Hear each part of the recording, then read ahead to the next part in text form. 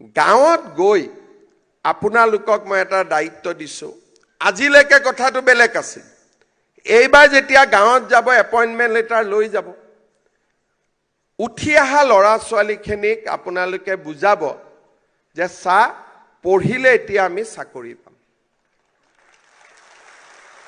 আপোনালোকৰ মাজত মই সোধা নাই, বহুতৰ হয়তো আজিৰ পৰা 5 বছৰ আগলৈকে চৰকাৰী চাকৰি পাম কোনেও ভাবাই নাছিলে। অসমৰ বাহিৰত কিবা কৰিছিল, প্ৰাইভেট কোম্পানীত কৰি আছিলে, কোনে প্ৰাইভেটত কাম কৰি আছিলে। আমিতো আশাবাদে দিছিলোঁ, কিন্তু অসমখন যে পৰিৱৰ্তন হৈছে, পঢ়া শুনা কৰিলে চাকৰি পাব পাৰি, এই কথাটো উৰুকাত বিহুত যাক লগ পাই আপোনালোকে বুজাব, যাতে আমাৰ নতুন চাম ল'ৰা ছোৱালীয়ে পঢ়া শুনা আৰম্ভ কৰে, পঢ়িব চেষ্টা কৰে।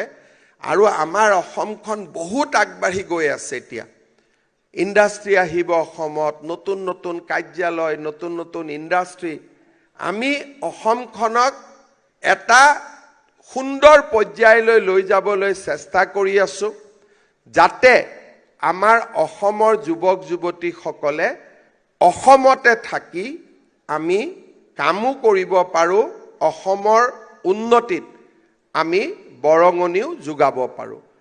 আপোনালোকে আপোনালোকৰ স্কুলৰ, গাঁৱৰ ল'ৰা ছোৱালীক বুজাব যে পঢ়া শুনা কৰিব লাগে, আৰু পঢ়া শুনাৰ কৰা ল'ৰা ছোৱালীয়ে 1 টকাও ঘোষ দিব নালাগে, কোনো কৰিব নালাগে। মাত্ৰ পঢ়ি শুনিয়ে আমাৰ অসমত চৰকাৰী চাকৰি পাব পাৰি। মই তাৰ উদাহৰণ। এই কথাখিনি এই 4 দিন আপোনালোকে গাঁৱত ক'ব। পুহ মাহটো মই ক'ব লাগে কাৰণে ক'লোঁ, কিন্তু মোৰ উদ্দেশ্য হ'ল 4-5 দিন, কাৰণ এবাৰ যেতিয়া ডিপাৰ্টমেণ্টত সোমাই যাব, তাৰ পিছত কিবা এটা কৰিব দিগদাৰ, কাৰণ কাৰ্যালয়ত গ'লে আমাৰ ব্যক্তিত্বটোৱে সলনি হৈ যায়। আজি যেনেকৈ আমি ফূৰ্তি ফাৰ্তা কৰি আছোঁ, 16 তাৰিখে মোক দেখা পালে আপোনালোকে এনেকৈ কথা পাতিব নোৱাৰিব। ব্যক্তিত্বটো সলনি হৈ যায়, চৰকাৰৰ দায়িত্ব আহি পায়। যেনেকৈ পুলিচত ইউনিফৰ্ম পিন্ধা মানুহজন বেলেগ, ইউনিফৰ্ম নিপিন্ধা মানুহজন বেলেগ। কিন্তু এইকেইটা দিন আপোনালোকৰ হাতত আছে, আৰু আমি আমাৰ ল'ৰা ছোৱালীক বুজাম যে পঢ়িব লাগে, পঢ়ি শুনিলে আমাৰ অসমত চৰকাৰী চাকৰি পাব পাৰে। 2টা সৰু সৰু উদাহৰণ। কাবাৰ পৰিয়ালত যদি অৰুণোদয় আছে, আপোনালোকে অৰুণোদয়টো এৰি দিব, কাৰণ চৰকাৰী চাকৰিয়ালৰ কাৰণে অৰুণোদয়টো আমি ল'ব নালাগে, আমাতকৈ দুখীয়াজনে পাওঁ। দ্বিতীয়তে, প্ৰথম দৰমহাটো পোৱাৰ পিছত খুব মনেদি চিন্তা কৰি দেউতা মাৰ কাৰণে 2টা উপহাৰ কিনিব লাগিব। ঠিক আছে, কি কিনিব লাগে মই নকওঁ, দেউতা মাৰ কাৰণে একেবাৰে মনেদি চিন্তা কৰি কিবা এটা কিনিব লাগে, দিব লাগে দেউতা মাক। কাৰণ দেউতা মাৰ আশীৰ্বাদ নহ'লে 9 লাখ মানুহৰ ভিতৰত আমি ইয়াত বহি থাকিব নোৱাৰোঁ।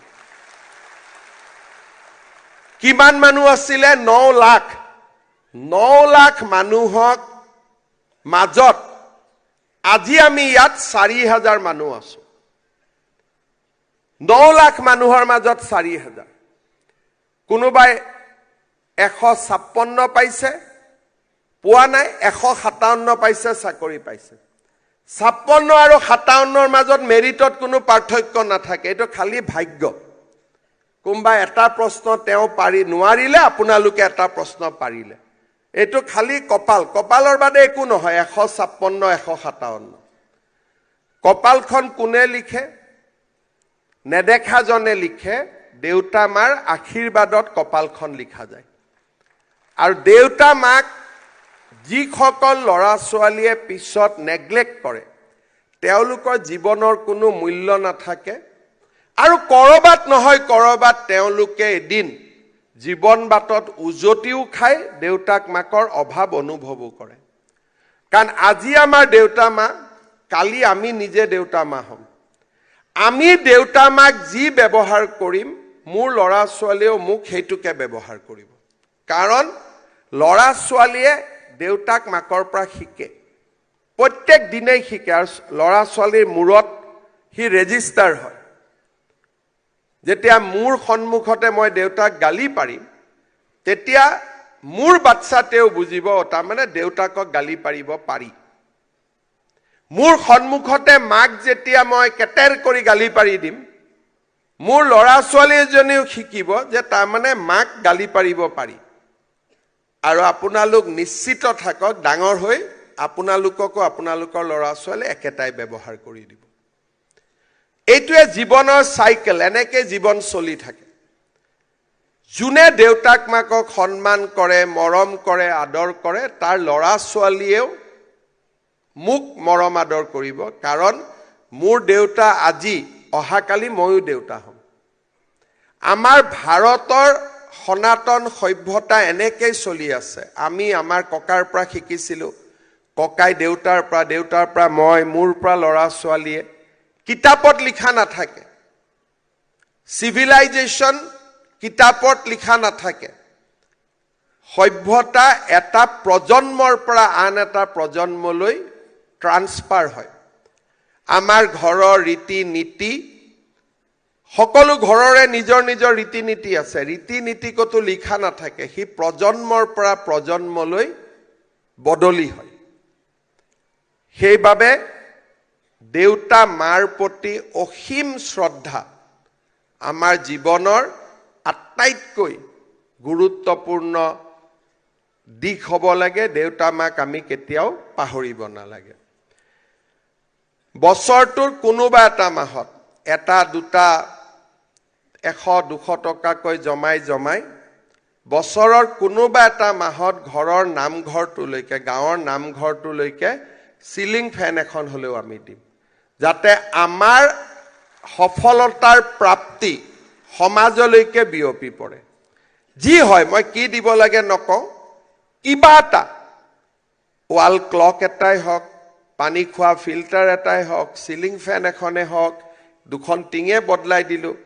বছৰটোত কোনোবা এটা সময়ত, পিছলৈকে যেতিয়া পৰিয়াল বাঢ়ি যাব অসুবিধা হ'ব, এই আৰম্ভণিতে এটা অৰুণোদয়ৰ পৰা নিজৰ নাম কটোৱাই ল'ম, দেউতা মাৰ নাম আছে।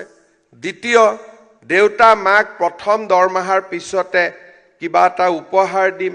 তৃতীয়, দেউতা মাক জীৱন জুৰি আমি সদায় শ্ৰদ্ধাৰে সোঁৱৰণ কৰিম। চতুৰ্থতে, গাঁৱৰ নামঘৰটোলৈকে, মন্দিৰটোলৈকে কিবা এটা হ'লেও অকণমান দান বৰঙণি দিম। কিবা এটা, কি দিব লাগে মই নকওঁ, মনৰ পৰা কিবা এটা। মই বিহুত চান্দা দিয়াৰ কথা কোৱা নাই, চান্দাটো মই ইমান ঠিকো নাপাওঁ আৰু মই চান্দাটোৰ ভালো নাপাওঁ ইমান। কিন্তু কিবা এটা, চিলিং ফেন এখন, ৱাল ক্লক এটা, ফিল্টাৰ এটা, যি পাৰে আপোনালোকে নিজৰ পৰা দিব।